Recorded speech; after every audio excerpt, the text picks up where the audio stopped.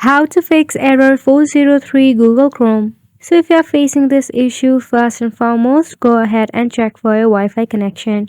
If your Wi-Fi is acting super slow, turn on your airplane mode for 3 seconds, then turn it back off and turn on your Wi-Fi again. You can do this by turning on and off your router as well. Then go ahead and open your phone settings, scroll down and tap on Apps, then tap on All Apps. Right here, search for Google Chrome or just Chrome and tap on it. Right here, tap on Force Stop first and foremost. Then head to Storage and Cache and clear the cache. Next step, head back from here and open your Google Play Store.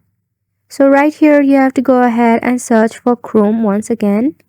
Then tap on it. Here, check for an update. If not, the last resort will be uninstalling the application and reinstalling once again to fix minor bug. So go ahead and give this a try, and thank you so much for watching.